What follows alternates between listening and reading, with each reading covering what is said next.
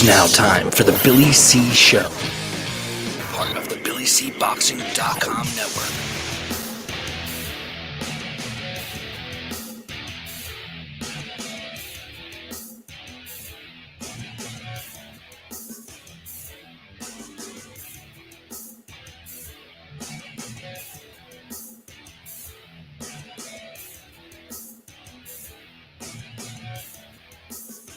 And we're coming to you live from the Billy C. Studios in Lake George, New York. I'm Bill Calogero, and it's time for the Billy C. Show. Good morning, good day, good evening, whenever you're watching, whenever you're listening. I hope you're doing okay today. Today's show is being brought to us in part by, you guessed it, my book, Tom Molyneux, From Bondage to Baddest Men on the Planet, is available right now where all good books are sold. And you can get a copy of this book right now where you're watching or listening to this very show. Just visit Amazon.com, or if you're looking for a signed copy, just drop me an email, Billy@TalkinBoxing. That's TalkinBoxing.com. Give a shout out to everybody in the chat room. And no matter what platform you're watching us on, come on over to the YouTube chat room and be part of the show. Today's show is also being brought to us in part by the website, BillyCBoxing.com. It's just boxing news and information, no annoying pop-ups. Man, that's one thing I notice about a lot of these other boxing websites. A lot of pop-ups lately. Drives me crazy. Just remember, subscribe to our podcast. We're available wherever you download your podcasts. If you don't know or haven't listened to the podcast, listen, download it, get it.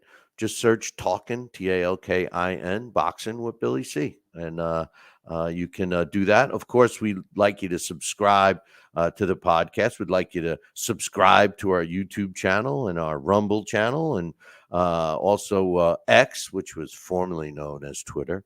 And friend us over on Facebook and join the Talking Boxing with Billy C. Facebook group. All right. Coming up on today's show, I'm going to give a full breakdown and prediction for the huge fight that's scheduled for this weekend. Dmitry Bivol taking on Artur Beterbiev for the Undisputed World Light Heavyweight title. We're also going to be updating you on some boxing news that I think is important, as well as a ticket giveaway. I'm going to give away a pair of tickets to a great boxing event in Revere, Massachusetts, taking place on October 25th.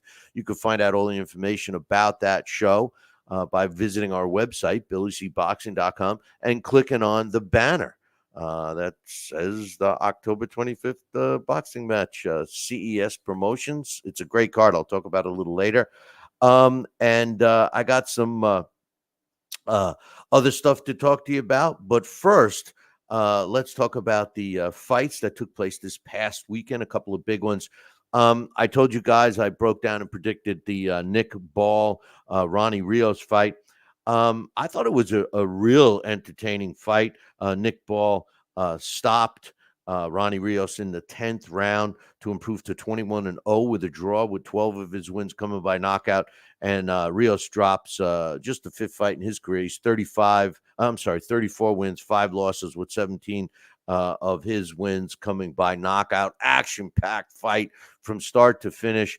I mean, look, you know, I always get into this discussion with boxing fans about, you know, boxing versus brawlers and stuff. You know what? Boxing is a sport that is entertainment, just like every other sport. And, you know, I like a combination. I like a boxer that fights, is aggressive, and shows some skill. Nick Ball, as much as I love him, he's pretty much just an aggressor. He's a guy that will come out after you and throw punches from all angles. And you gotta be on your game to compete with him. He's never lost, so nobody's been able to find the formula of doing that. All credit to Ronnie Rios. He didn't come just for a payday. He came to fight. So I loved that matchup on ESPN Plus. The undercard, all right? You guys have heard me, especially regular listeners, have heard me talk about why I like the UK boxing scene. Well, if you watch this card from start to finish, you'll see why. I mean, it was such an entertaining card. A lot of the fighters, unless you follow the British scene, you may not have heard of them, but all the matchups were entertaining as hell. Credit to the promoter on that. Jack Rafferty stops Henry Turner. This was the co-main event, and from what I understand, I didn't put any do-re-mi on this fight, but from what I understand, Henry Turner was the favorite in this fight, but he couldn't come out for the 9th round, and Jack Rafferty, who came to fight, improved to 24-0, and is now the British, the BBB of C, British and Commonwealth Boxing Council, and the WBC International Silver Super Lightweight Champion. Normally, I don't give all the accolades for these trinkets, but this fight was really good. Henry Turner loses for the first time in his career. He's now 13-1. Also on the card, Andrew Kane stopped Lazio Caceres in the 2nd round to improve to 13-1. And in their bantamweight fight, Caceres drops to 11-2. JDR Herrera stopped Oliver Flores in the 3rd round of their lightweight bout. Flores drops to 31 wins, 6 losses, and 2 draws. James McGurven won an 8-round decision over Rugen Arce to improve to 10-0 in their lightweight bout. And Arce drops to 17-2. Brad Strand improved to 12-1 when he stopped Marvin Solano in the 6th round of a scheduled 8-round super bantamweight title. Solano drops to 24-20. Jack Turner blew out Gonzalo Corendales in the 1st round to improve to 9-0 in their bantamweight fight. Nelson Berchtold stopped Mark Butler in the 3rd round to improve to 6-0 in the featherweight contest. Bama Brown stopped Emi Bouchetta in the 6th round to go 5-0. Another young heavyweight from the other side of the pond to keep an eye out for it. And Walter Fury, Tyson Fury's cousin, he improved to 2-0 with a 4-round decision over Dale Arrowsmith. I love Aerosmith. No, the band. I don't know this one. But in their super welterweight fight. Now, this was one of these fights, and the one I'm going to talk about in a second here. And also, I forgot, Lucas Botswana made a pro debut, winning a 4-round decision over Jakub Labowski in their super lightweight. Now, here's the thing. I want you to remember what I was talking about last week. This guy who lost the fight is 4 wins, 32 losses, and a draw, okay? So, if you're looking just at the record, you're saying to yourself, this guy's a bum, right? But think about this. His opponent, Lucas Botswana, he was making his pro debut, and Lazowski went the distance. So it wasn't like he went in there and just took an ass beating, Anyway, same thing with Walter Fury. Aerosmith, 6 wins, 115 losses, and 5 draws. But look at it. He went to decision. He went to the 4 rounds. He didn't get stopped. He's a professional opponent. That's what he is. Fights like that a lot of times don't even get allowed here in the States because they look at the record. My point about this isn't that I'm trying to tell you that Aerosmith is a good fighter. What I'm trying to say is he's a good learning experience for Walter Fury. And then this fight, the fight that opened the card, Joe Cooper improved to 2-0 with a 4-round decision over Lucas Babaz in their middleweight fight. Babaz drops to 4-14. Let me tell you something. If you didn't see this fight, this was a great fight. And of this guy's 18 fights, Babaz was only stopped once in all those 14 losses. He was tough. It was a close fight. I mean, what a learning experience for Joe Cooper. This is my whole point about looking at fighters and their records and, not being misled by the quantity of the losses. Look at the guy fighting him and see what he gained from it. And I think a lot of these young fighters that were on that undercard of the Nick Ball, Ronnie Rios fight gained some valuable experience, something that the U.S. fighters don't seem to do. They put them in overmatched fights forever. I mean, these are tough, professional fighters. Yeah, they got double digit, even triple digit losses. But think of how many times they've stepped in the ring as a professional, fighting a guy who's a pro debut or have only fought one or two previous professional fights. Pros are a lot different than the amateurs. Just ask one of the best, in my opinion, pound for pound fighters, Vasily Lomachenko, who ended up losing when they rushed him a little quick. But the other fight that was on that I wanted to talk about was the unification, the WBO and IBF middleweight champ Janibek Munley improved to 16-0 with 11 knockouts when he stopped Andre Makayevic in the 9th round. Makayevic drops to 21-1. It was a fight between two undefeated middleweights. And then immediately after the fight, a couple days later, the WBO has ordered Munley to take on his mandatory challenger, the number 1 ranked in the WBO, Hasma Shiraz, who we've gotten to see a lot. So it's going to be interesting to see what goes on with that. I'm going to get into the big fight this weekend here in a second.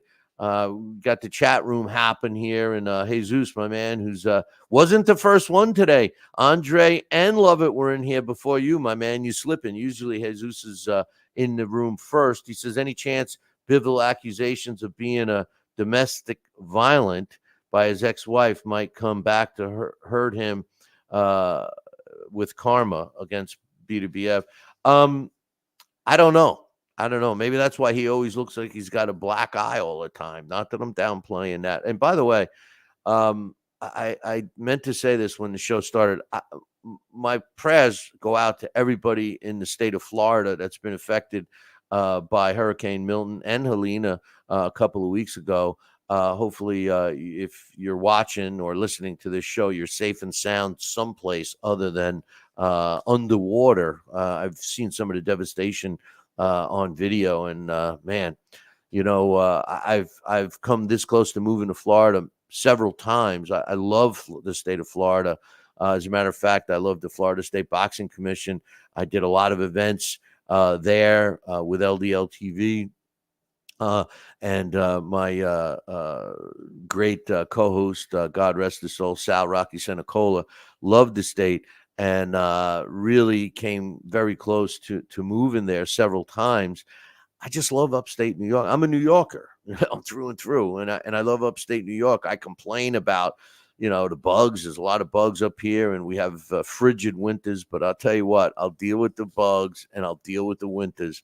I don't know if I could deal with all of a sudden putting plywood over the windows of my house and hopping in my car and driving as far north as I can. So I give a lot of credit to everybody out there.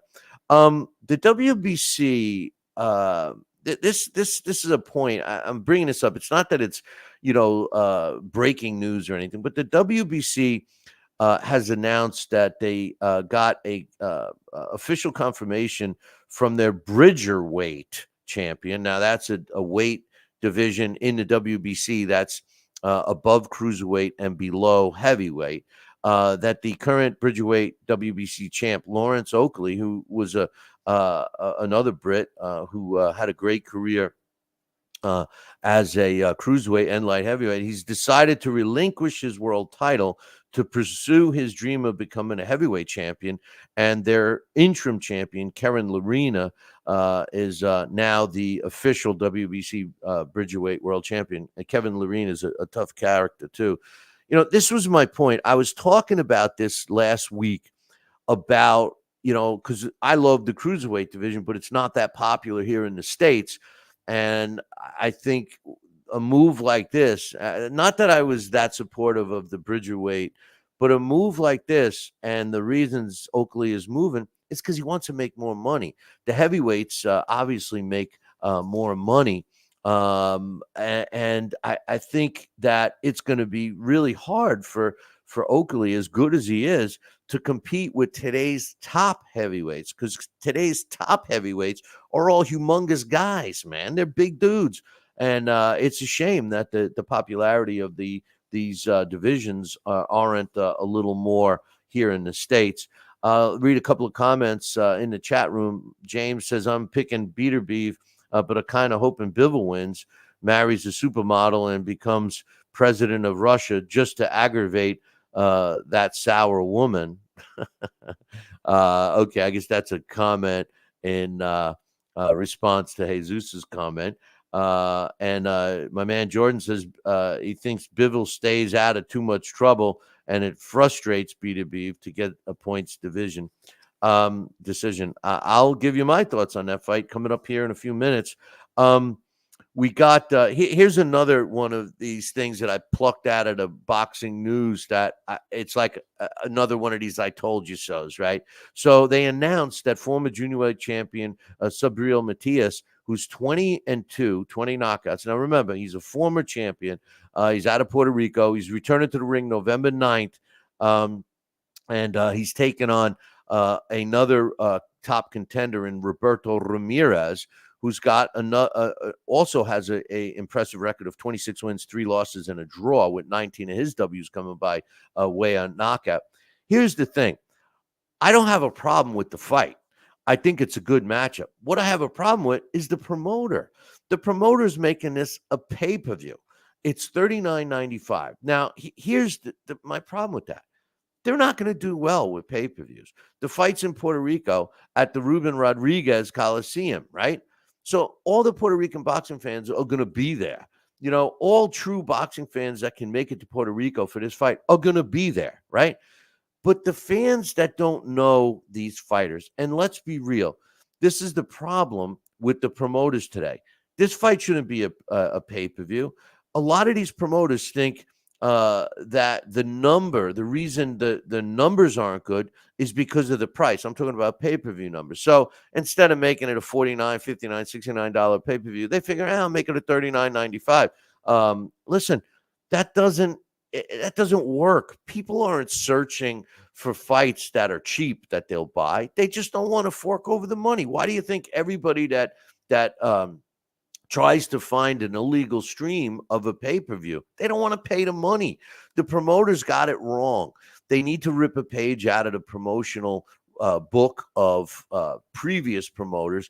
I mean, Tex Rickard, we saw something about promoters. I saw something on social media, and they didn't even mention some of these great promoters like him, like Tex Rickard from Madison Square Garden back in the day. I mean, these guys were promoting shows, and they didn't even have television the way we have it today. So they were selling tickets, and fighters were making good money of the time because of promotion, real promoters. This promoter is making a mistake. This is a contender versus contender fight with two names that, unless you live in Puerto Rico, are a diehard Puerto Rican boxing fan, or if you're a diehard fan, you've never heard of these guys. It's a bad move by the promotional company, and I hope it's an experienced promoter because, if it's a new promoter, he's going to lose his shirt and he'll never come back. The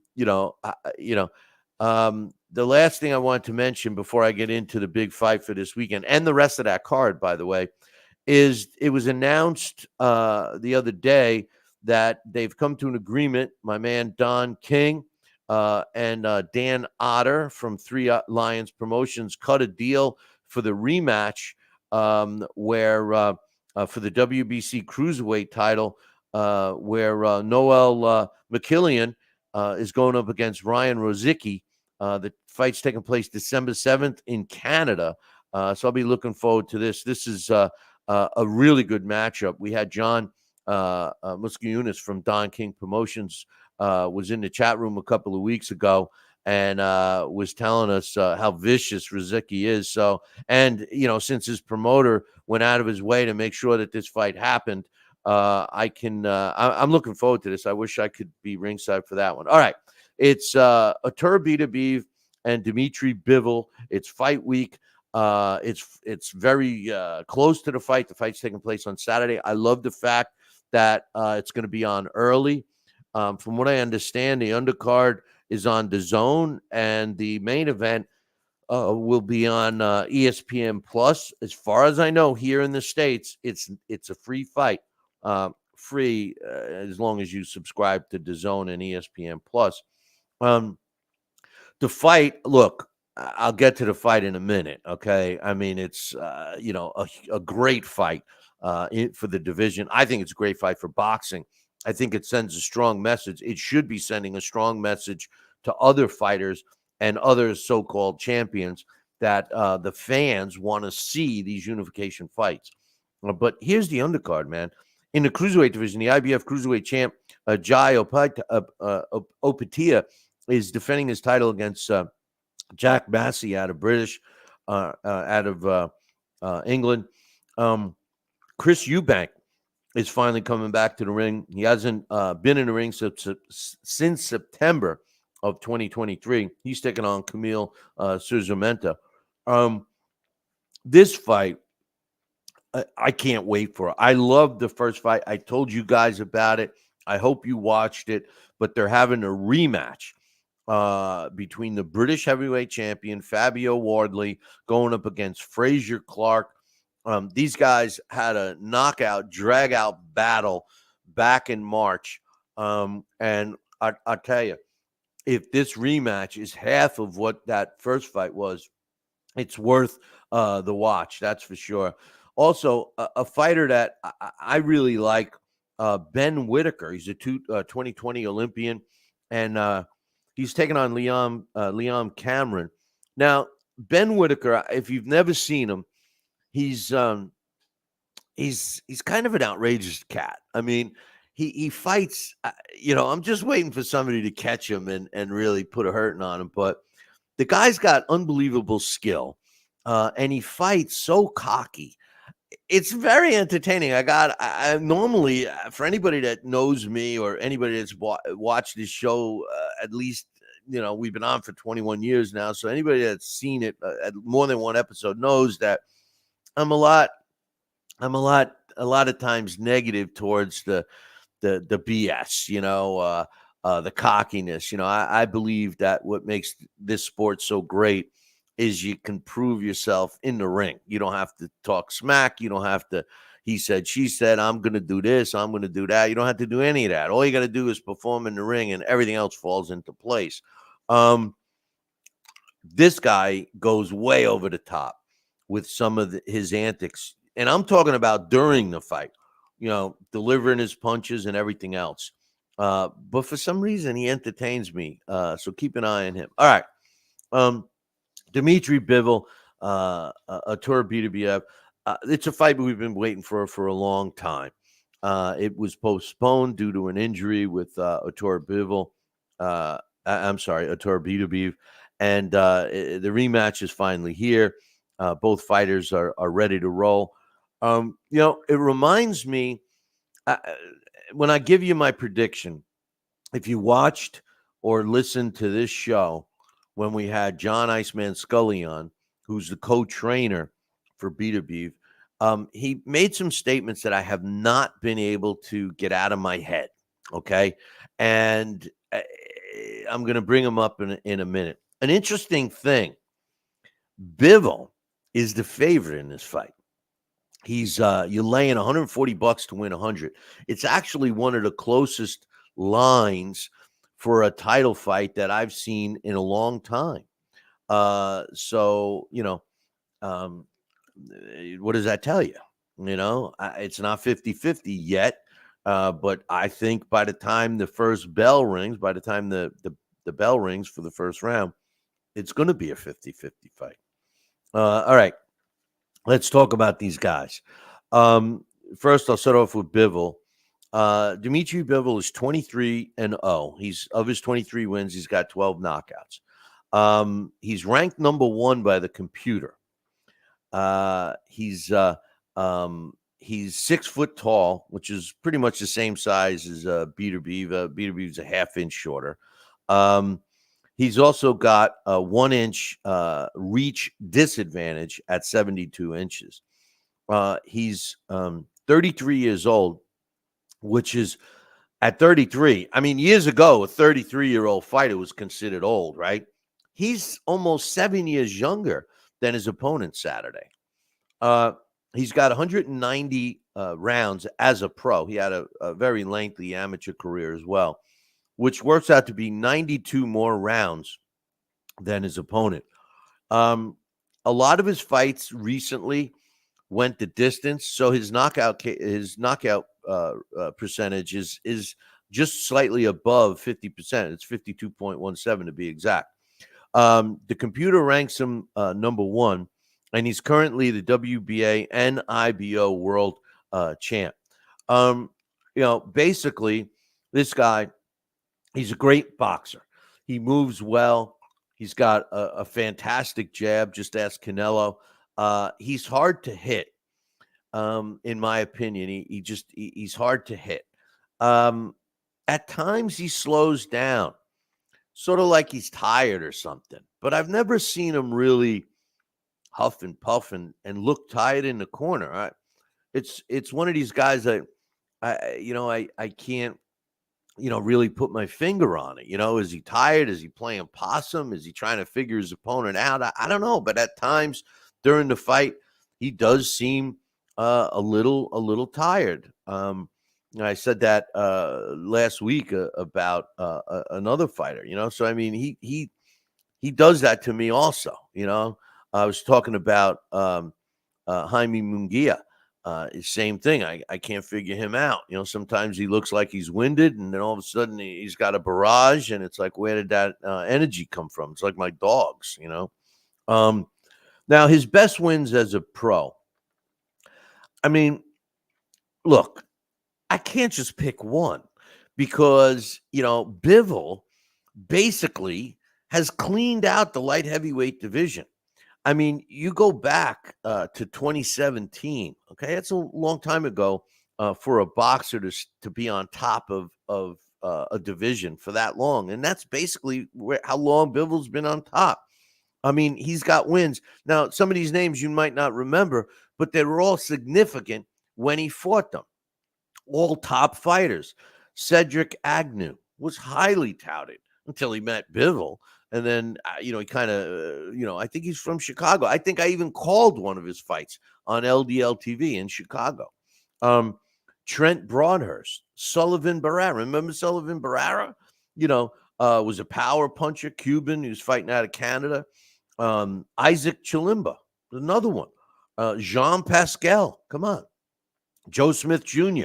Everybody thought, Joe Smith, with all the pop that he had, that he was going to really put a whooping on Bivol, and Bivol came out on top. Gilbert Ramirez, and of course the Canelo Alvarez fight. I mean, these guys that he's fought are all top guys in that light heavyweight division. His last fight was a 6-round stoppage over previously unbeaten Malik Zanad in June of this year. It was a stay busy fight when he found out that this fight, the BDB fight, was being postponed due to the injury. So, he ends up stepping in the ring with a guy that was no, schlep. I mean, Zanad wasn't a schlep. He was undefeated. And Bivol finally got a rematch. I mean, a stoppage, Now he steps in the ring with Artur Beterbiev. And like I said, Beterbiev is 7 years older at 39. He's got a half-inch shorter height and a 1-inch longer reach. He's got 98 rounds as a pro versus the 190 that Bivol has, 92 less. But his knockout ratio, 100%. He's never heard the judges announce his name or the ring announcer announce his name with judges' scorecards. Think about that. He's 20-0 with 20 knockouts. Never heard the decision read. He's never went the distance. Is that going to be an issue with his staying, his stamina? The computer ranks him at number 2, right behind Bivol. So the computer finds that Bivol is a better fighter. He's the WBC, IBF, and WBO champion. Now, this guy has got freakish power. I mean, but what John Scully said on this show, that he has a really good jab. I got to be honest with you. Until John said that, I never thought of Beterbiev with a jab. I just thought of him as the crusher, the guy that went out there and knocked his opponent out, the guy that went out there and never has heard the announcer announce scorecards with him. I never really thought and paid attention to the jab quality that he does possess. I went back and watched some of his fights, and he's not just a brawler. He does have decent footwork. I don't think he's got the footwork of Bivol, but I think he's got the jab of Bivol, which is crazy to say. I'll read a couple of comments here in the chat room. Andre says, I find it quite dangerous for Bivol, the fact that he could be put against the ropes. Canelo did it. Zerto too. Beterbiev can punch through the guard and only needs a few seconds. Yeah, well, I don't think he's going to want to fight off the ropes against Beterbiev. And Andre goes on to say, if Bivol solves that, then we got a serious 50-50 fight. I don't mean to disagree with you, Andre, but we got a 50-50 fight anyway. If he solves that, if he can get away with that, I start leaning towards Bivol. Give a shout out to my man Rick. I hope well, he's out of Florida now, so but the computer ranking that I go by is BoxRec. I used to go, James is asking me the question. I used to go by the IBO because I actually think that the IBO's computer ranking system is the best. I love the way they do it, but it's to be honest with you, it's easier for me to get the computerized ranking system from BoxRec. EMT Rick says, I can't make the fight this Saturday because of work, but he's picking Bivol. He thinks Beterbiev takes a lot of punches. I think Bivol might pull off a ref stoppage if he keeps his punches going. Well, to continue my thoughts on Bivol, he's, like I said, 7 years old, a 72-inch reach, all that stuff. Now, since beating Tavorius Cloud, he's won 15 in a row. He's won 20 in a row, actually. But the 15 in a row since Tavorius Cloud have all been against top opposition, just like Bivol.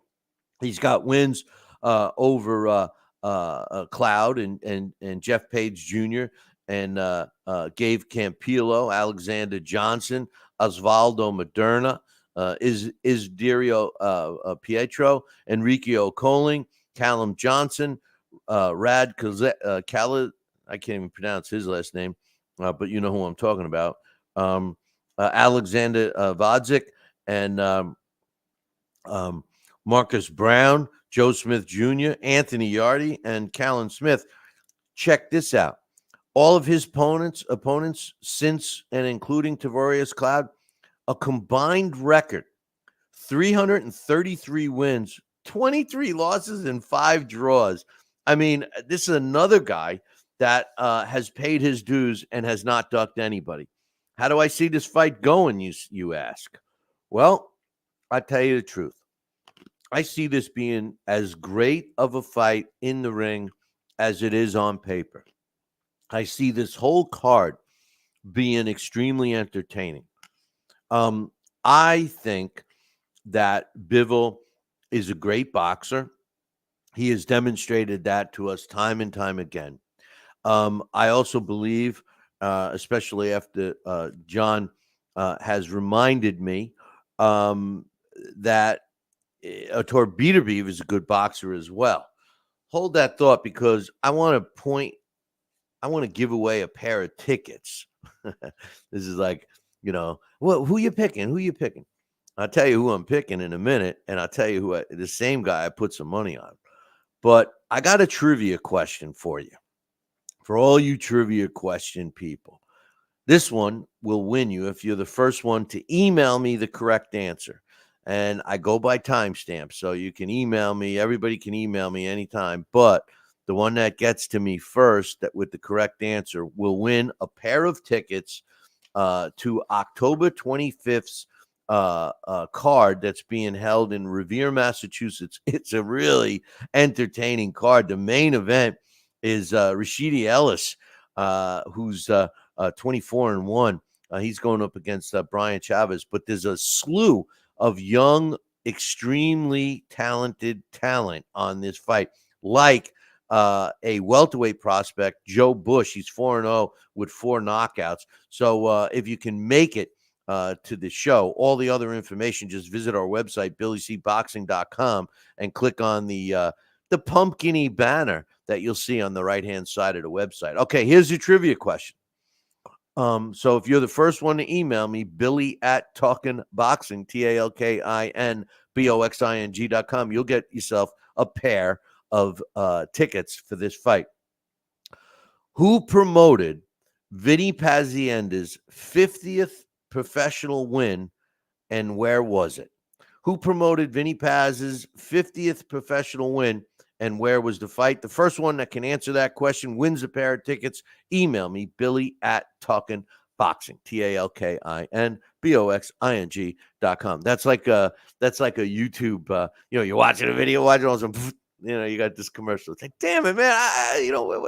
Especially if you're trying to get like a recipe. But all right, who am I picking? All right, look, I think this fight is going to be, like I just said, extremely entertaining. I think it's going to live up to all the hype. I think Bivol is an extremely talented fighter, and he's got a lot to prove in this fight. The winner of this fight, you have to say to yourself, well, where does the winner go? The winner, both of these guys, you could make an argument that they pretty much are tops in the light heavyweight division as it sits right now. So the winner, and I don't think the loser is going to drop all that much. I still think you got the number 1 and number 2 light heavyweights here for both of these guys. Whoever wins is still going to be a top 2. And whoever loses is still going to be a top 2. Whoever wins is going to be top 1, right? I think Bivol is going to box. I think he's going to try to move and outbox Beterbiev. I think that's obvious. I think that's the game plan for Bivol. But I think that Beterbiev knows this. And I think, I know John Scully's a great trainer. I know this guy's got a great team behind him. I know that he's always prepared, and he's going to be ready for Bivol's ring movement. He's going to be ready for Bivol's jab. So it's gonna come down to who can execute.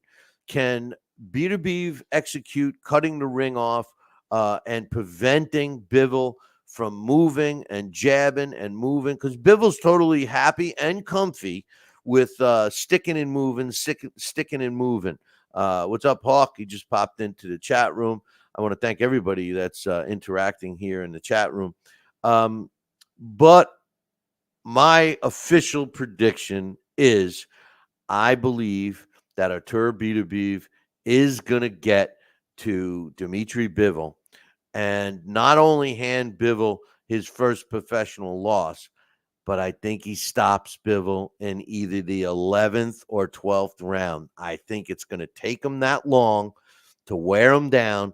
He's going to land some shots. He's going to get respect from Bivol from his own powerful jab.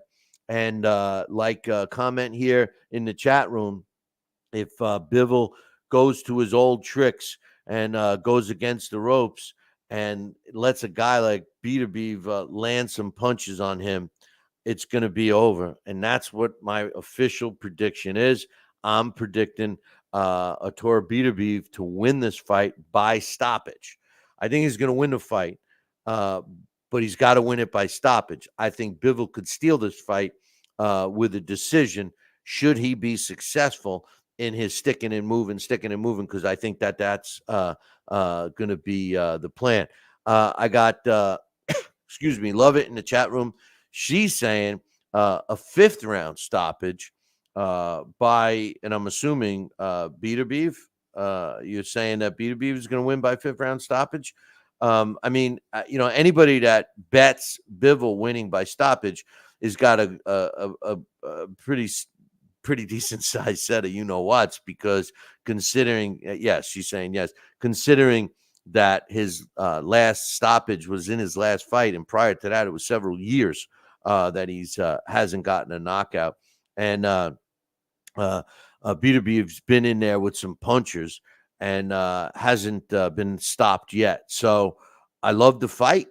Like I said, my official prediction is Beterbiev by late round stoppage. He's going to win. I'm predicting that he wins the fight by late round stoppage, 11 or 12. If it should go to the scorecards, and Beterbiev here, the score is red for the first time in his career, then you might be seeing, assuming that he hadn't dropped Bivol in the fight. Because if he dropped Bivol in this fight and it still goes the distance, that means Bivol went into survival mode, and you could hear a decision win for Beterbiev. But I do think it was going to be a win. I think it's going to be a win by knockout.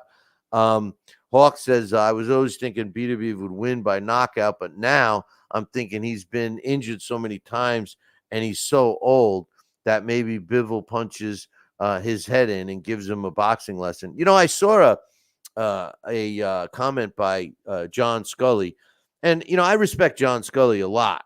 Not only is he a friend of mine, but I respect his knowledge. And he said that the truth of the matter is that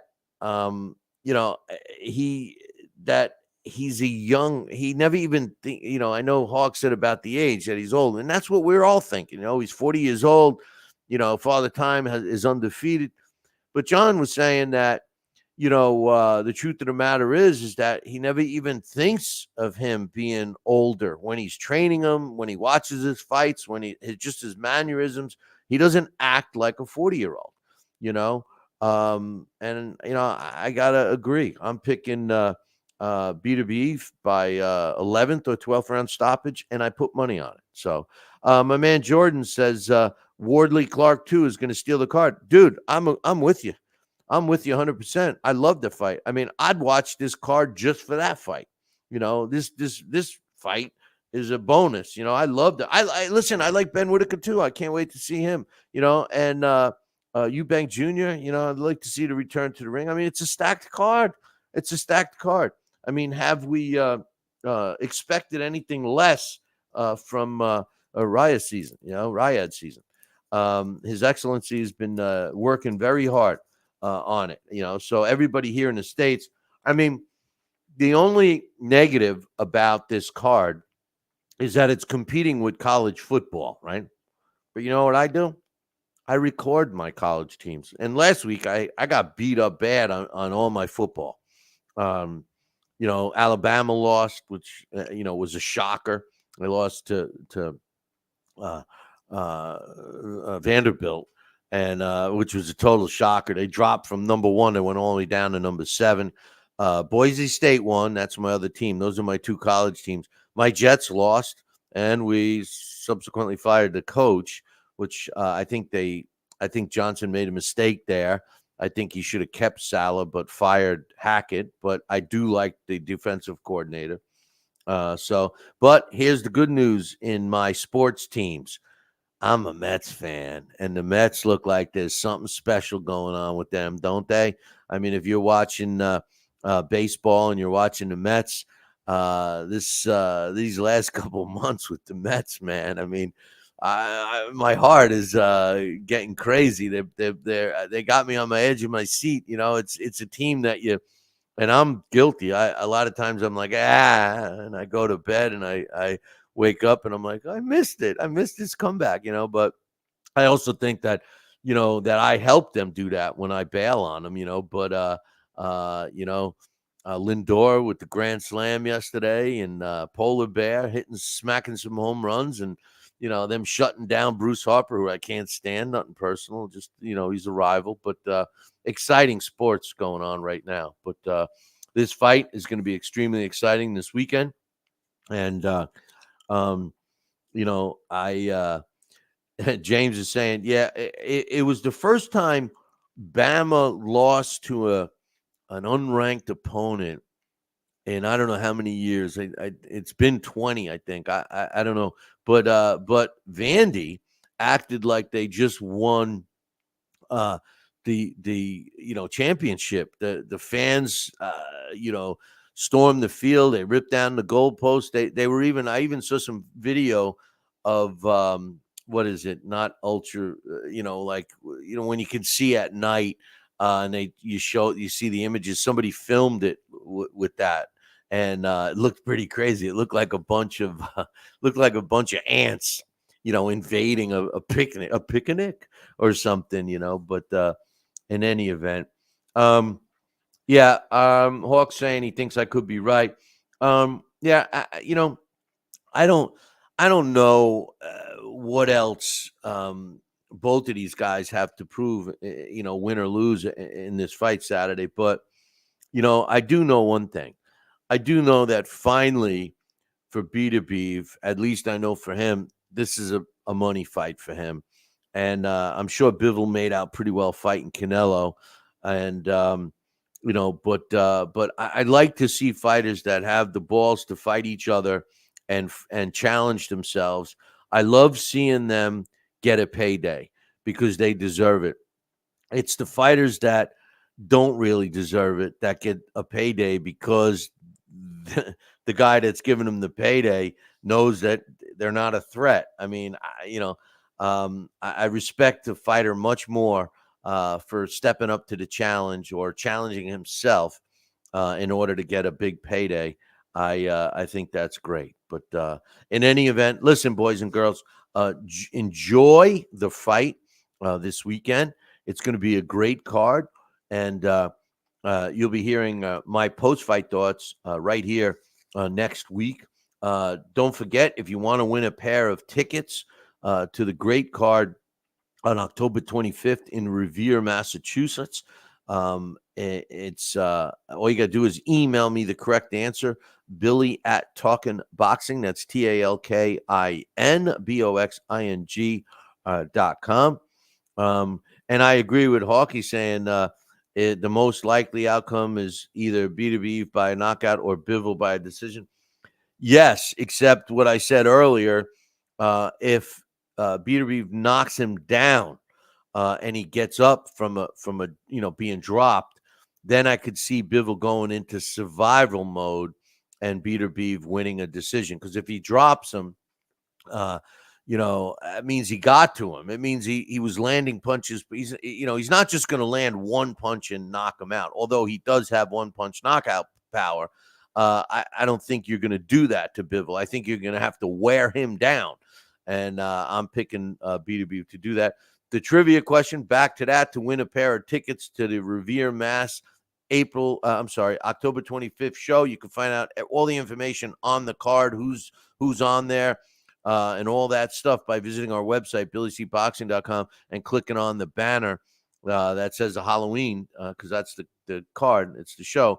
The question is, who promoted Vinny Pazienza's 50th professional win, and where was the fight? Thanks for joining us, boys and girls. Make sure you tune in next week. Same bat time, same bat channel. Until then, all I could say is, ciao, baby.